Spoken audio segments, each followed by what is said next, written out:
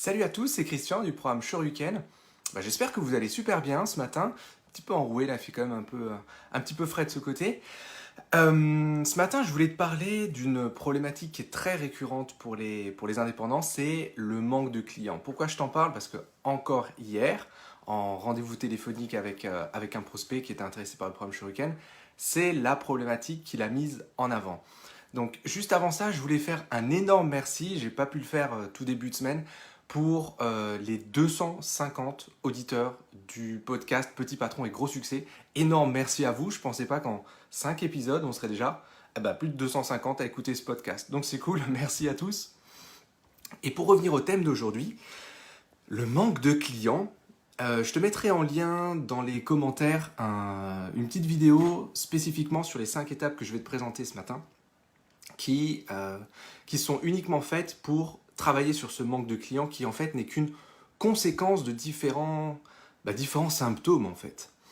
Donc qu'est-ce qui s'est passé? Hier, je discutais avec encore un entrepreneur, à nouveau quelqu'un qui me disait écoute, je manque de clients et je pense que je manque de clients parce que je prospecte pas assez, j'ai du mal à prospecter, j'ai du mal à me forcer à y aller. C'était vraiment quelque chose de, tu vois, quelque chose qui lui prenait la tête et qu'il n'avait pas envie de faire, qu'il procrastinait un bon paquet de fois, tout simplement parce qu'il pensait ne pas savoir le faire et il disait aussi qu'il était un peu trop timide.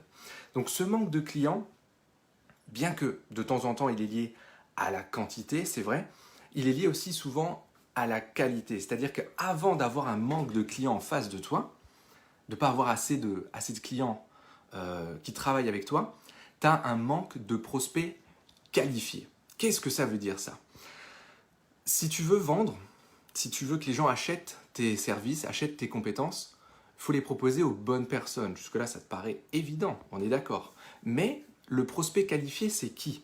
C'est quelqu'un qui va te reconnaître comme l'expert de ton domaine et pas comme un généraliste. Parce que souvent, le point de bascule entre le fait que la personne va se dire « Ok, j'achète chez toi » ou « J'achète pas chez toi », c'est soit la confiance, c'est-à-dire qu'il se dit ok, peut-être qu'il vaut pas le coup en face, tu vois, peut-être qu'il n'a pas les bonnes compétences, ou peut-être que c'est pas la personne qu'il me faut, peut-être que ça matche pas.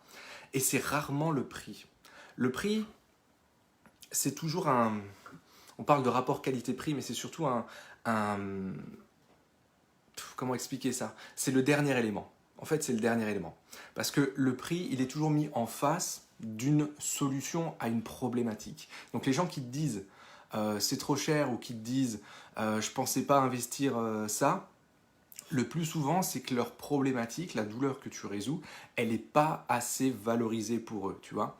Par exemple, ceux qui cherchent absolument, tu vois, ceux qui cherchent absolument un prix sont souvent des gens qui n'ont pas conscience ou pour qui la problématique que tu résous n'a pas vraiment de douleur. Tu vois, ils peuvent s'en passer. C'est un service sur lequel ils se disent ouais, c'est pas si extraordinaire que ça. Donc, quand je parle de prospect qualifié, c'est avoir en face de toi des personnes pour qui il y a une vraie problématique, il y a un vrai problème, il y a une vraie douleur, il y a un vrai désir de solutionner ce problème. Parce que quelqu'un qui a envie de régler ce problème-là, c'est pas une histoire de prix, ça va être une histoire de temps. C'est comme si maintenant tu te pètes le genou, tu dois te faire opérer, et puis tu as le choix entre quelqu'un qui fait une opération du genou, allez, tous les 6 mois, et qui va te coûter, on va dire, je sais pas moi, 10 000 euros, et le spécialiste du genou qui lui fait 3 opérations du genou par semaine, il fait que ça depuis 20 ans, mais lui, l'opération, c'est pas 10 000 euros, c'est 25 000 euros. Donc il va y avoir des clients pour les deux, on est d'accord, bien sûr, le prix peut jouer, mais c'est surtout, est-ce que tu es prêt à investir pour avoir plus de certitude de remarcher? Tu vois, c'est exactement ça. Et donc pour revenir sur la partie prospect qualifié, avant de se dire j'ai pas assez de clients, il faut déjà prendre l'étape juste d'avant qui est est-ce que les prospects que j'ai en face de moi sont qualitativement bons, c'est-à-dire est-ce qu'ils sont vraiment qualifiés, et ensuite seulement quantitativement est-ce que j'en ai assez en face de moi. Pour savoir si tu as les bons prospects en face de toi, il faut remonter encore un cran et parler de ton offre. Je fais beaucoup de réseaux d'entrepreneurs et je vois très souvent la même chose. C'est des entrepreneurs compétents qui viennent et qui expliquent ce qu'ils font, mais qui expliquent 2, 3, 4, 5 facettes de leur métier, qui peuvent être complémentaires, il n'y a pas de souci, mais qui expliquent les 5. Donc par exemple, tu vas avoir quelqu'un qui va arriver et qui va dire « Salut, moi je suis spécialisé dans les sites internet, donc je sais faire ton site internet. Si tu veux, on peut faire du SEO, donc du référencement naturel. Je suis spécialisé aussi dans le SEA, donc les Google AdWords, la publicité en fait. Je peux faire en plus ton community management et si tu veux, je peux te former à l'utilisation de LinkedIn et Instagram, tu vois. » En expliquant ça, même si tu es très bon sur ces 5 compétences-là, en expliquant cela, tu vas passer pour un généraliste sur les 5. Et donc le problème ici, c'est qu'en montrant toutes ces compétences-là, en face, tu ne vas pas provoquer de vraies réactions. Et ça, c'est une vraie problématique que je rencontre dans beaucoup de réseaux, où les gens ont tendance, les entrepreneurs ont tendance à pousser l'intégralité de leur catalogue, et après ils s'étonnent qu'en face, il n'y a pas vraiment de répondants. Donc ça, c'est tout à fait normal. Et cette problématique de l'offre, c'est clairement un maillon fort que je traite vraiment. On va le traiter en profondeur dans le programme Shuriken parce que c'est souvent la base de tout. C'est la base du manque de clients. Tu te souviens, je t'avais dit en étape 5, tu me disais tu manques de clients. En étape 4, est-ce que tu as les bons prospects en face de toi? En étape 3, est-ce que tu les contactes de la bonne façon? Est-ce que ta stratégie de prospection est bonne? En étape 2, c'est ton offre. Mais avant de travailler sur ton offre, il y a un élément qui est très important et qui est souvent oublié. C'est l'étape juste avant qui est dans ton mindset, dans ton état d'esprit. Qu'est-ce que tu as envie de faire? Quelles sont tes valeurs? Quelles sont les compétences que tu veux mettre en avant? Avec qui tu veux travailler? Quelles sont vos valeurs communes? Pourquoi est-ce qu'il faut faire ce travail-là? Parce qu'une fois que tu l'as fait et que tu sais à qui t'adresser, en fait, ça va forcément matcher avec la personne en face de toi. Parce que vous allez avoir la même énergie, vous allez avoir le même discours, vous allez avoir le même vocabulaire, vous allez avoir les mêmes points communs, les mêmes valeurs communes.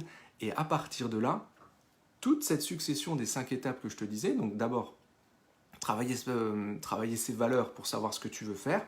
Étape 2, ton offre. Étape 3, la prospection, qualifier. Étape 4, tu vas avoir du coup en face de toi les bonnes personnes en rendez-vous client. Et étape 5, forcément, tu vas pouvoir conclure plus de ventes parce que les gens qui sont en face de toi te correspondent plus, sont plus qualifiés par rapport à ce que tu veux vendre.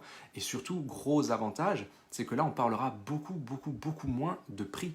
Parce que les gens qui vont être en face de toi, tes prospects, sont déjà sensibles à cette problématique-là et elle a de la vraie valeur pour elle, il y a une vraie douleur. Et comme toi, tu es spécialisé dans cette problématique-là pour ce type de personne, du coup, tu passes pour le vrai spécialiste. Tu es le vrai spécialiste et ta compétence, elle est mise en avant. Donc ça, c'était le message que je voulais te faire passer aujourd'hui, c'est si tu te poses la question, si tu te fais la remarque, j'ai pas assez de clients, remonte ces différentes étapes. Tu n'as pas assez de clients, ok. Est-ce que tu as les bonnes personnes en face de toi? Est-ce que tu les contactes de la bonne manière? Est-ce que ton offre est intéressante pour elles? Et est-ce que cette offre que tu proposes, elle correspond à qui tu es? Si tu veux plus d'infos sur ces 5 étapes, je vais te mettre en lien dans le premier commentaire, je vais te mettre un lien tout simplement vers une vidéo. Jette-y un œil, ça peut t'apporter plus d'infos sur ces 5 étapes-là. Et d'ici là, comme d'habitude, soyez totalement déraisonnables, complètement atypiques et prenez soin de vous. A plus, c'était Christian du programme Shuriken.